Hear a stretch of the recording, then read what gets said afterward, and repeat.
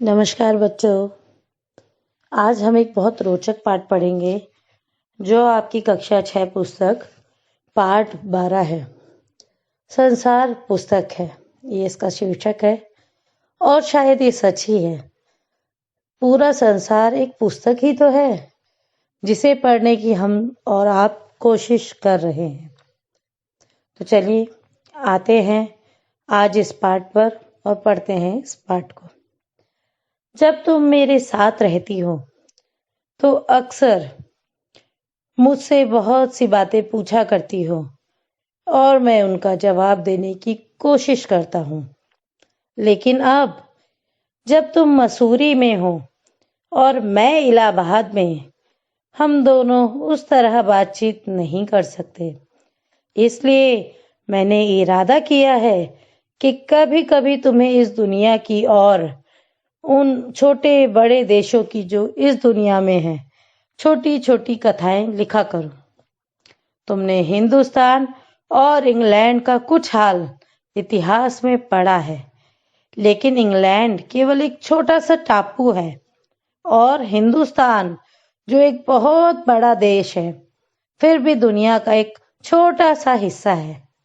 अगर तुम्हें इस दुनिया का कुछ हाल जानने का शौक है तो तुम्हें सब देशों का और उन सब जातियों का जो इसमें बसी हुई हैं ध्यान रखना पड़ेगा। केवल उस एक छोटे से देश का नहीं जिसमें तुम पैदा हुई हो। मुझे मालूम है कि इन छोटे छोटे खतों में बहुत थोड़ी सी बातें ही बतला सकता हूँ, लेकिन मुझे आशा है कि इन थोड़ी सी बातों को भी तुम शौक से पढ़ोगी और समझोगी कि दुनिया एक है और दूसरे लोग जो इसमें आबाद हैं हमारे भाई बहन हैं। जब तुम बड़ी हो जाओगी तो तुम दुनिया और उसके आदमियों का हाल मोटी मोटी किताबों में पढ़ोगी। उसमें तुम्हें जितना आनंद मिलेगा उतना किसी कहानी या उपन्यास में भी ना मिला होगा। यह तो तुम जानती ही हो कि यह धरती लाखों करोड़ों वर्ष पुरानी है और बहुत दिनों तक इसमें कोई आदमी न था। आदमियों से पहले सिर्फ जानवर थे और जानवरों से पहले एक ऐसा समय था जब इस धरती पर कोई जानदार चीज ना थी।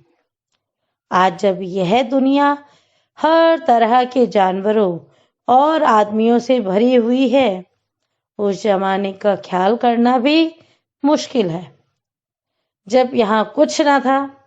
लेकिन विज्ञान जानने वालों और विद्वानों ने, जिन्होंने इस विषय को खूब सोचा और पढ़ा है, लिखा है कि एक समय ऐसा था जब यह धरती बेहद गर्म थी और इस पर कोई जानदार चीज नहीं रह सकती थी।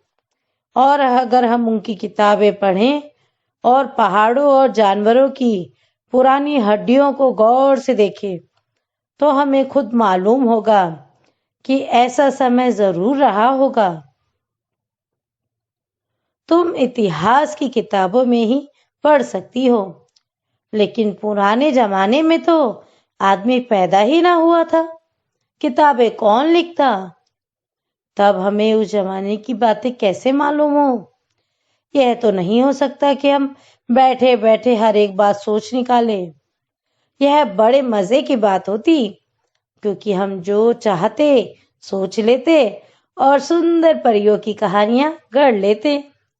लेकिन जो कहानी किसी बात को देखे बिना ही गढ़ ली जाए वह ठीक कैसे हो सकती है? लेकिन खुशी की बात यह है कि उस पुराने जमाने की लिखी हुई किताबें ना होने पर भी कुछ ऐसी चीजें हैं जिनसे हमें उतनी ही बातें मालूम होती हैं जितनी किसी किताब से होती। ये पहाड़, समुद्र, सितारे, नदियां, जंगल, जानवरों की पुरानी हड्डियां और इसी तरह की और भी कितनी ही चीजें हैं जिनसे हमें दुनिया का पुराना हाल मालूम हो सकता है। मगर हाल जानने का असली तरीका यह नहीं है कि हम केवल दूसरों की लिखी हुई किताबें पढ़ लें, बल्कि खुद संसार रूपी की पुस्तक को पढ़ें। मुझे आशा है कि पत्थरों और पहाड़ों को पढ़कर तुम थोड़े ही दिनों में उनका हाल जानना सीख जाओगी। सोचो, कितनी मजे की बात है। एक छोटा सा रोड़ा जिसे तुम सड़क पर या पहाड़ के नीचे पड़ा हुआ देखती हो, शायद संसार की पुस्तक का छोटा सा पृष्ठ हो। शायद उससे तुम्हें कोई नई बात मालूम हो जाए। शर्त यही है कि तुम्हें उसे पढ़ना आता हो। कोई जबान, उर्दू, हिंदी या अंग्रेजी सीखने के लिए तुम्हें उसके अक्षर सीखने होते हैं। इसी तरह पहले तुम्हें प्रकृति के अक्षर पढ़ने पड़ेंगे, तभी तुम उसकी कहानी, उसके पत्थरों और चट्टानों की किताब से पढ़ सकोगी। शायद अब भी तुम उसे थोड़ा थोड़ा पढ़ना जानती हो। जब तुम कोई छोटा सा गोल चमकीला रोड़ा देखती हो, तो क्या वह तुम्हें कुछ नहीं बतलाता? यह कैसे गोल, चिकना और चमकीला हो गया, और उसके खुरदुरे किनारे या कोने क्या हुए? अगर तुम किसी बड़ी चट्टान को तोड़कर टुकड़े टुकड़े कर डालो, तो हर एक टुकड़ा खुरदुरा और नुकीला होगा। यह गोल चिकने रोड़े की तरह बिल्कुल नहीं होता। फिर यह रोड़ा कैसे इतना चमकीला, चिकना और गोल हो गया? अगर तुम्हारी आंख देखे और कान सुने, तो तुम उसी के मुंह से उसकी कहानी सुन सकती हो। वह तुमसे कहेगा कि एक समय, जिसे शायद बहुत दिन गुजरे हो, वह भी एक चट्टान का टुकड़ा था। ठीक उसी टुकड़े की तरह उसमें किनारे और कोने थे, जिसे तुम बड़ी चट्टान से तोड़ती हो। शायद वह किसी पहाड़ के दामन में पड़ा रहा, तब पानी आया और उसे बहाकर छोटी घाटी तक ले गया। वहां से एक पहाड़ी नाले ने ढकेल कर उसे एक छोटे से दरिया में पहुंचा दिया। इस छोटे से दरिया से वह बड़े दरिया में पहुंचा। इस बीच वह दरिया के पेंदे में लुढ़कता रहा। उसके किनारे घिस गए और वह चिकना और चमकदार हो गया। इस तरह वह कंकड़ बना, जो तुम्हारे सामने है। किसी वजह से दरिया उसे छोड़ गया और तुम उसे पा गई। अगर दरिया उसे और आगे ले जाता, तो वह छोटा होते होते अंत में बालू का एक जर्रा हो जाता और समुद्र के किनारे अपने भाइयों से जा मिलता, जहां एक सुंदर बालू का किनारा बन जाता, जिस पर छोटे छोटे बच्चे खेलते और बालू के घरौंदे बनाते। अगर एक छोटा सा रोड़ा तुम्हें इतनी बातें बता सकता है, तो पहाड़ों और दूसरी चीजों से जो हमारे चारों तरफ है, हमें और कितनी बातें मालूम हो सकती है। तो ये देखो बेटा, ये था पाठ जो जवाहरलाल नेहरू जी ने अपनी बेटी इंदिरा गांधी को लिखा था। ये एक तरह का पत्र है जो जवाहरलाल नेहरू जी ने इंदिरा गांधी को बताने के लिए लिखा था। वह सब अपनी जानकारी, ज्ञान, प्रकृति से, देश विदेश, राज्यों आदि अन्य कई बातों से इंदिरा गांधी को पत्र लिखकर परिचित करवाते थे। और यहाँ पर प्रकृति के साथ सामंजस्य बिठाने हेतु और प्रकृति को करीब से समझने हेतु जवाहरलाल नेहरू ने अपनी बेटी को ये पत्र लिखा है। और यह पत्र मुख्यतः अंग्रेजी में लिखा गया था, जिसे अंग्रेजी से अनुवाद प्रेमचंद जी ने किया है। जो कि प्रेमचंद्र जी आप जानते हो बहुत ही मशहूर उपन्यासकार थे, और जवाहरलाल नेहरू जी से भी आप बहुत अच्छी तरह परिचित होंगे। ये हमारे देश के प्रथम प्रधानमंत्री थे, जो कि स्वतंत्र भारत के पहले प्रधानमंत्री थे। तो चलिए जवाहरलाल नेहरू जी के बारे में कुछ और जानकारी जानते हैं। जवाहरलाल नेहरू का जन्म 14 नवंबर 1889 में हुआ और इनकी मृत्यु 27 मई 1964 में हुई। और ये आजाद भारत के प्रथम प्रधानमंत्री थे। बच्चों से उन्हें बेहद लगाव था। वे चाचा नेहरू के नाम से जाने जाते हैं। बच्चों को बहुत पसंद थे, इसलिए बच्चे उन्हें चाचा नेहरू कहते थे। उनकी बेटी इंदिरा जब 10 वर्ष की थी, नेहरू जी ने उन्हें अनेक चिट्ठियां लिखी। इनमें बताया गया है कि पृथ्वी की शुरुआत कैसे हुई और मनुष्य ने अपने आप को कैसे धीरे धीरे समझा पहचाना। ये चिट्ठियां बच्चों में अपने आसपास की दुनिया के बारे में सोचने समझने और जानने की उत्सुकता पैदा करती हैं। नेहरू जी को अपने देश के बारे में बोलने बताने में विशेष आनंद आता था। ये सभी चिट्ठियां पिता के पत्र पुत्री के नाम पुस्तक में संकलित है। एक पुस्तक है जिसमें ये सभी चिट्ठियां जो जवाहरलाल नेहरू ने इंदिरा गांधी जी को लिखी हैं, पिता के पत्र पुत्री के नाम पुस्तक में संकलित है। और संसार पुस्तक है, इसी पुस्तक से साभार लिया गया है। जो पिता के पत्र पुत्री के नाम, इसी पुस्तक में से इसे लिया गया है, जो पाठ आपने अभी पढ़ा। खास बात यह है कि ये पत्र नेहरू जी ने अंग्रेजी में लिखे थे और इनका हिंदी में अनुवाद हिंदी के मशहूर उपन्यासकार मुंशी प्रेमचंद ने किया है, जैसा कि मैंने आपको अभी बताया था। तो चलिए अब आते हैं जरा इसके अभ्यास कार्य पर। इसका अभ्यास कार्य, पहला प्रश्न है पत्र से, लेखक ने प्रकृति के अक्षर किन्हें कहा है? बताइए, लेखक ने प्रकृति के अक्षर किन्हें कहा है? पेड़ पौधों, पहाड़, जानवरों की हड्डियां, जानवर, कई इन चीजों को प्रकृति के अक्षर कहा गया है। यानी जब हम इन नदियों, तालाबों, पत्थरों, इन सबको देखेंगे और इन्हें पढ़ने की कोशिश करेंगे, तभी हम प्रकृति की भाषा पढ़ पाएंगे।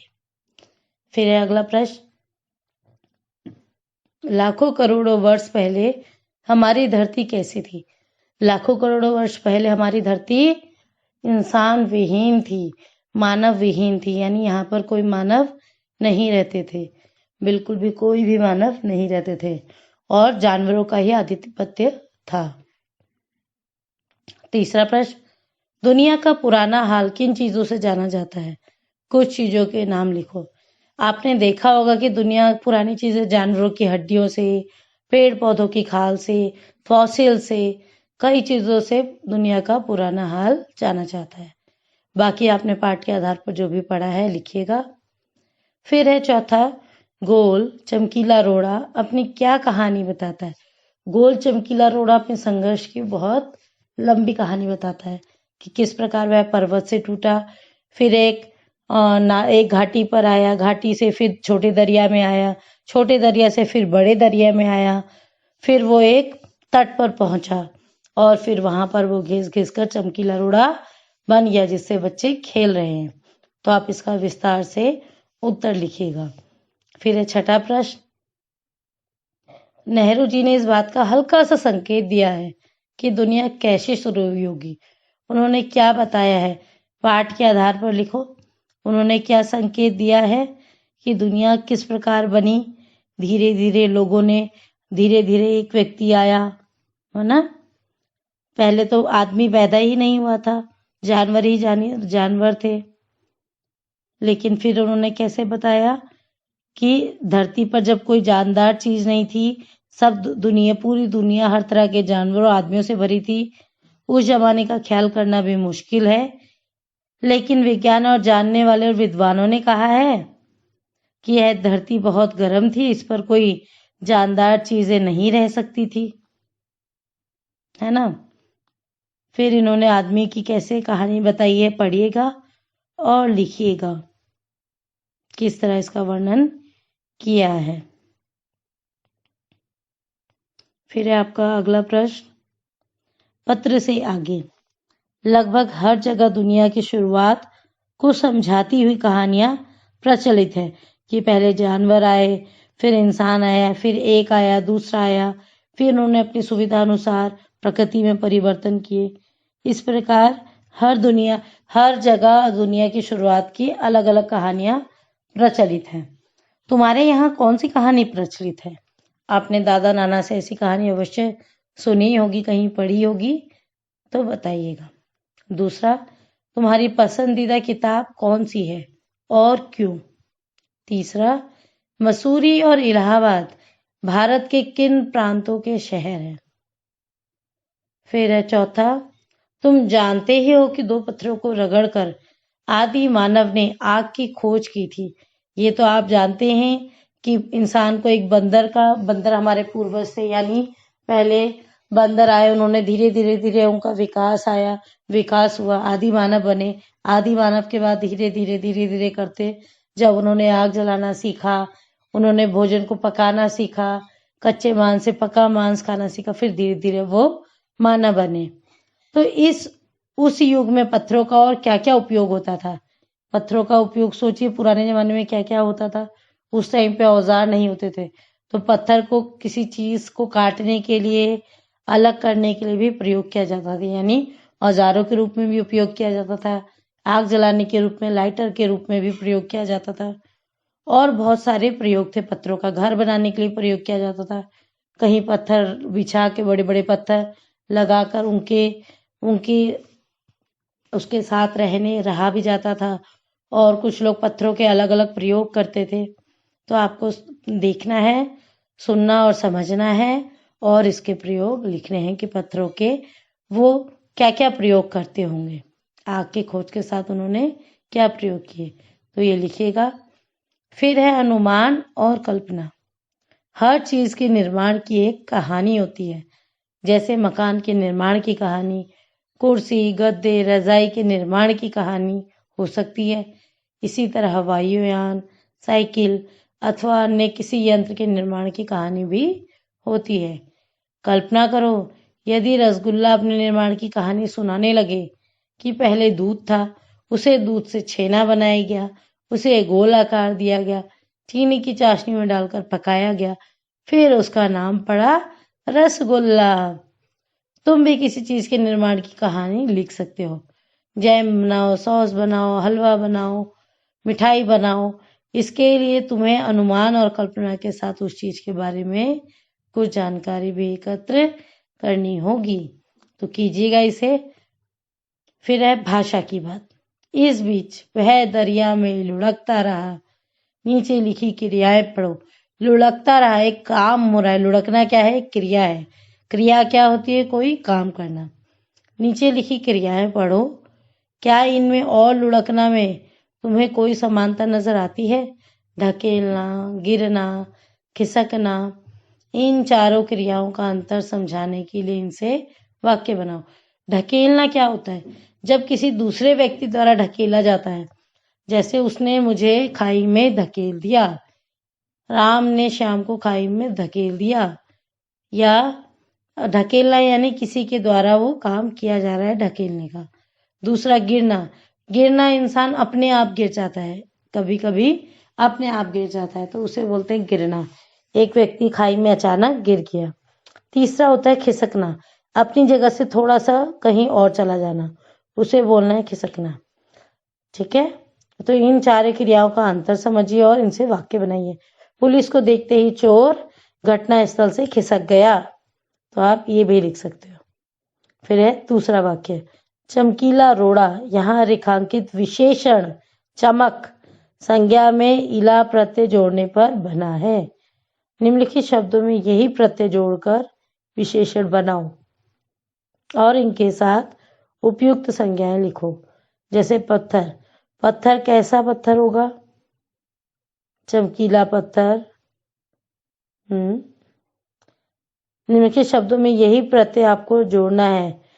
तो पत्थर के पीछे ईला लगाया तो पथरीला, कांटा के पीछे ईला प्रत्यय जोड़ा तो कटीला, रस के साथ ईला जोड़ा रसीला, जहर के साथ ईला जोड़ा जहरीला।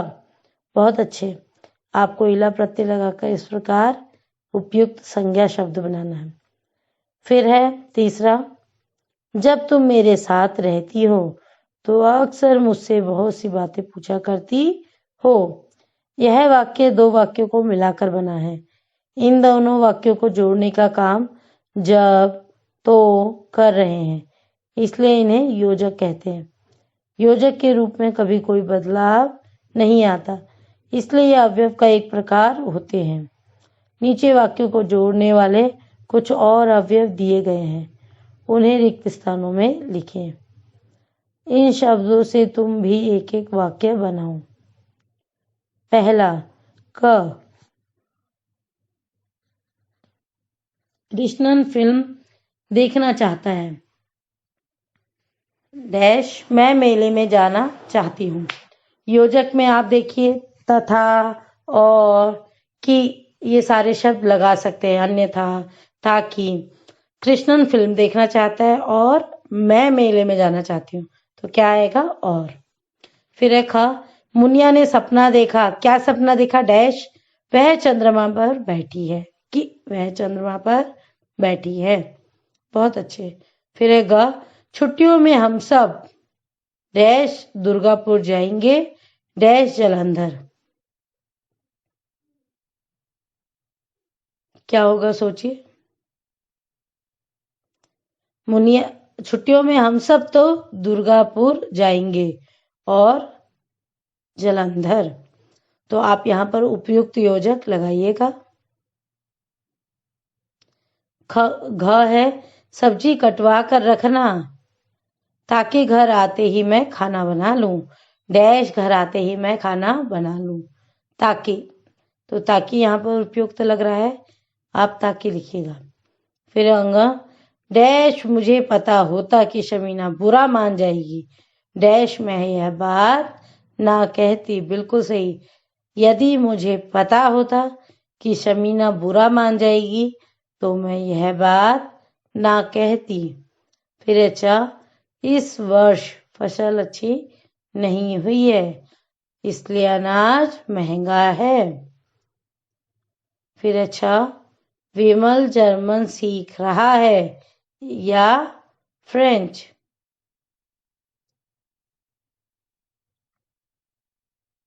देखिए नीचे ये योजक शब्द भी लिखे हैं, आप इसमें से ये चुनाव इनका चयन करके भी लिख सकते हैं। जैसे ग में छुट्टियों में हम सब तो दुर्गापुर जाएंगे, ना कि जलंधर। आप यहाँ पर न की ज्यादा उपयुक्त बैठता है, तो ग में आप न की लिखिएगा। फिर है अगला, कुछ करने को।